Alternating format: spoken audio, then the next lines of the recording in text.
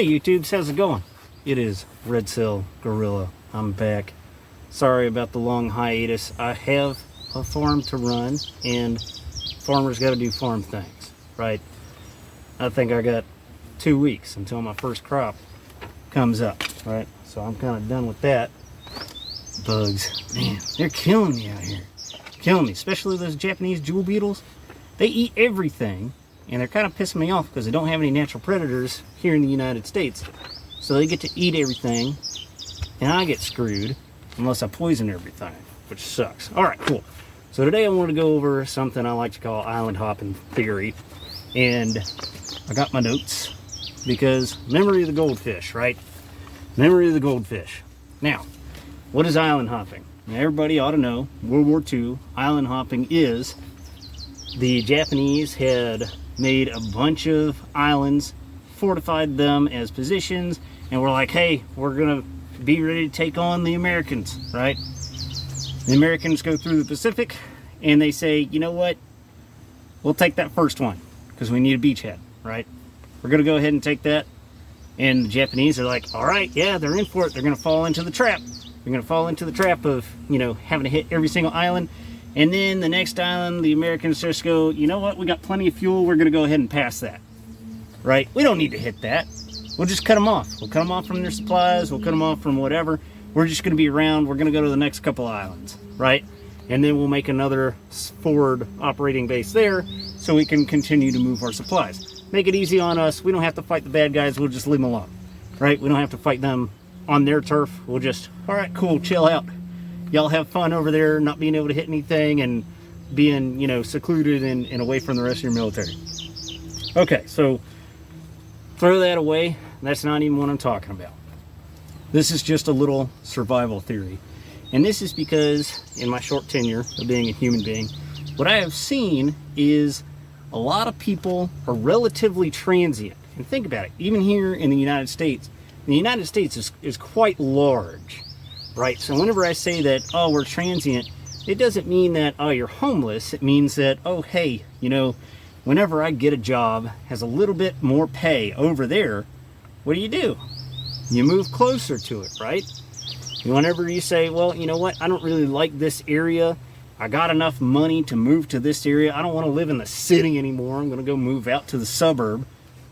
You're transient, right? You're transitioning from one location, one set of terrain, to the next location, to another set of terrain. And this happens all the time, happens all over the entire world. Especially right now, there are tons of people transitioning, making that travel from Morocco to Spain, even though I get it, they're really, really close to each other, right? But you got folks who are coming from Middle East, going to Western Europe, from Africa, going to Western Europe, from South America, going to Mexico, and from Mexico going into the United States. Human beings are relatively transient, right? Not one place necessarily has to be their home. So I was sitting and I was thinking about that. Well, you know what? It's nice. It's really nice to have a massive plot, massive farm, make a giant fob, and stay there. And what I was thinking was, that's great. That's a great plan. Because as far as prepping goes, most people who are living in the cities, used to probably in the 90s, were able to buy two houses, two locations. You had to work in town, so it's nice to not have to commute all the time. And then you have your retreat. Well, now we've gotten to the point where most people are saying, you know what, it's probably time to bug out now. We'll bug in later. So we're going to go out into the country. We'll live out there. We work online, right? And then we just live out in the middle of nowhere. We're already on retreat. We're going to plus up our retreat location. Okay, cool. And I think that's probably the better plan, right? At the moment, that's even the plan that we're using. We left the cities, we left the towns, came out to the middle of nowhere, run a farm. We're making our own food, that kind of stuff, because I want to get those reps in and be able to say, hey, look, we're going to be able to self-sustain, take care of ourselves, got well water, working on power. You know, power generation is kind of one of the big things, but it's doable, it's possible, right? So bug out now, so we don't have to move again. We'll bug in later. But then I saw what had happened in Ohio, and of course this, you know, earlier in the year. And then now I'm watching what's going on in Canada, or Canada's just on fire. So what if, instead of having one singular large location, because I don't have a large location myself anyway, right? What if instead of having a singular large location, you just had multiple islands of your own? And let's get to what qualifies as an island. We find some raw land, because I get it, land is expensive, and then having land with a house on it, you can barely find anything, even just a few acres, for under $500,000. That's insanity, right? You want proof that the dollar is dropping in value? Going down the toilet? That's insanity. $500,000 for maybe a couple acres and you have a house, right? $500,000 when, I mean, just the 90s was just back behind the block, right? Wasn't too long ago. And you could have your entire family of 10 or 5 or 4, whatever, and have a 3-story building as a house, and it was easy to make ends meet, and you could feed all those people too at the same time with the same job that a lot of folks are working now. And that was making, what, 50 grand a year, right? 50 grand a year was big bones in the 90s. So let's bring it back to now. It's hard to get land. I get that. So what if instead, and I thought about this, what if instead I decided I'd just get 3 to 5 acres, raw land? Why law? Why raw land? You know, little hunting cabin areas. Raw land on purpose because there's nothing there. Nobody's expecting anything to be out there, right? Maybe I'll cut that, maybe I won't. No one's expecting anything to be out there on the raw land. Also, 3 to 5 acres of raw land is going for $15,000 to $25,000 right now. That seems a little bit more doable, right? Am I right? That's just a little bit more doable. Forget about building a house on it. We already know that that's almost impossible. I'm sure that you could still finance getting an Amazon house that is a build kit, and you could do that, right? But what would you still need to build on this island that you just made for yourself? Still need water, right? So dig a well. You still need power, so you're probably going to need at least a generator of some type, or solar power and batteries, and some kind of septic for sanitation. So instead of just having one of these, because $25,000, while it is a lot of money, is not a lot in the grand scheme of things of having a house, how about we buy 1, 2, and 3 of these 150 to 300 miles away from each other? Let me get back to my notes real quick. Now 300 miles. Now 300 miles, I picked 300 miles for a reason. In the United States, a lot of the time, unless you're in the middle of Texas, 300 miles is getting you to another state. So fires in Canada, 300 miles down to the south, not a problem, or not as big of a problem anymore. You got a chemical spill in Ohio, 300 miles away, not as big as a problem anymore, right? 150 miles away, not as big a problem anymore. I say 300 miles for a reason. The average fuel tank is going to take you 250 to 300 miles, and going 150 miles probably still going to get you out of that bad area, and 150 miles is easy to get to on a gas tank. Now, whenever I'm talking about preparing your island, water, still going to need to dig some type of well, or have a rain catchment system, that kind of thing, because you have to have water, or else you are just going to die. Have that, and I was thinking, you know what? You probably build a small cabin, right? And everything is going to be wife dependent, right? I know everything's going to be dependent on her. A small building, as small a building as she is okay with, right? Or you could just get an RV as small, and I say as small as she is okay with, because then you just pick up your entire house and you drive it to wherever you're going. You don't have to build another cabin, right? You just, hey, we live in an RV, which I've seen a lot of folks do, but a lot of people park them in areas where they're still renting the land, right?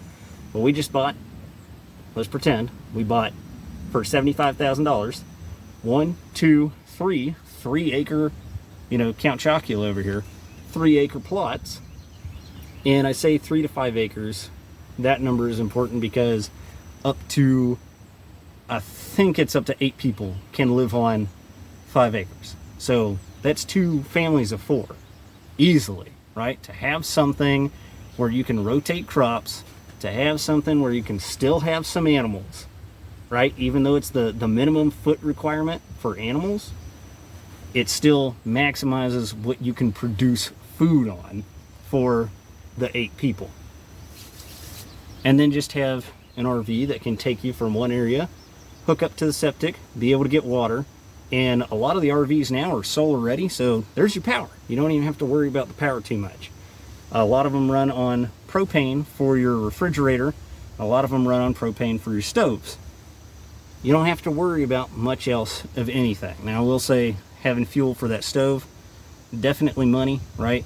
But 100 gallons of propane will go for a pretty long time. You can get through an entire winter on 100 gallons easy. So think about having a 350 gallon propane tank that just stays on location, and you're probably set for a minimum of a year, right? All right. So again, 300 miles away from each other, right? Your little island, you got one island, it's got power, water, sewer, next island, power, water, sewer, next island, power, water, sewer, right? 300 miles away from each other. Something bad happens in one location, we'll just move to the next.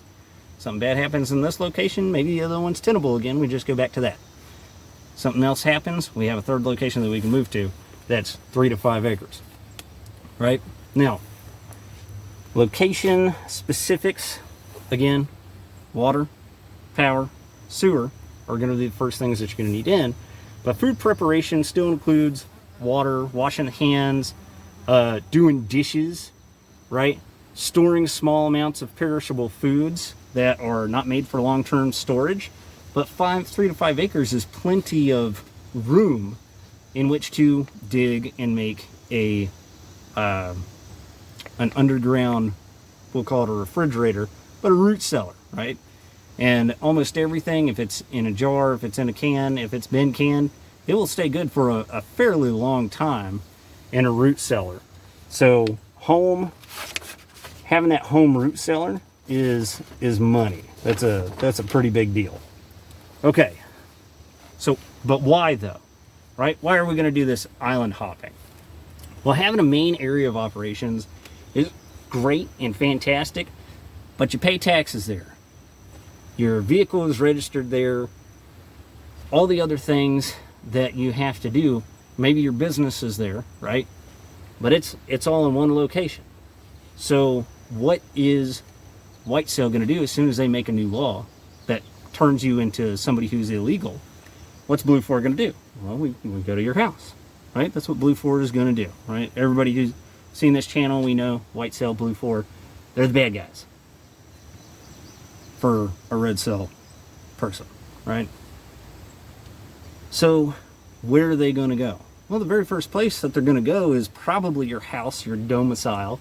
If you have your islands set up, or you're registered to one of those locations, because yeah, of course you can still register your vehicle to that location if there's something semi-permanent there, right? Or even just a mailbox, because who cares? What are they going to see, huh? You're paying taxes. I get it, you're paying taxes in the other places, but you register your vehicle, you register all your tools, all the things that you have to register, you register in one location. Yes, they're going to know that you have another location, maybe in another state, but that's going to take time. Time is going to give you distance to be away from bad things happening to you, right? So even before you get wind, hey, yeah, this is our main domicile, but maybe you don't necessarily stay at your main domicile anymore. Maybe you stay at one of your other 3 to 5 acres that isn't your main domicile.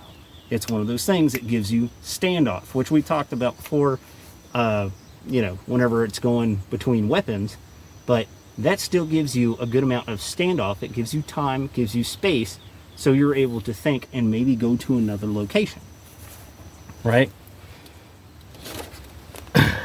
Yeah. There is kind of an issue with having these islands.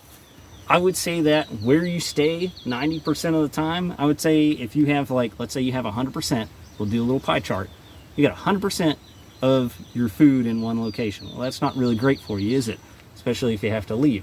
I'd say out of your 100% of food, out of your 100% of fuel, you have 50% in your main location. At your other locations, put 25 and 25. If you have a fourth location, then I would do, you know, probably 50% in one, and then you're going to have to divvy up, you know, what is it? It's not even 33. It would be 20, 20, and 20, right? Or 22, 22, 22%, just to make sure that you have something whenever you get there. Now, I'm not saying that you would have to do that with tools. I would say, you know, have tools, be able to leave, be ready to go. We're talking about being, you know, land mobility at this point. Traveling between islands. A travel trailer might work if you're into living in one of those things, and a fifth wheel would probably be really, really good if you're living in a trailer. I wouldn't suggest buying one of those if that is not your main domicile, right? If you've got the land or whatever and you're living in an RV, cool beans, right? You already have it set up, but you're not making a house payment, right? If you have a house, I would not suggest buying an RV unless that is, you know, money that you have that you can just be like, oh yeah, sure, you know what, that makes sense, that we have something that we can live in relatively comfortably and then move from place to place. Or at least if you're going to do that, it's not a full-size RV, right? I am a big fan of like the whole overlanding thing. Make overlanding tactical or tactical-ish, right? But that is not something to live in for a large amount of people.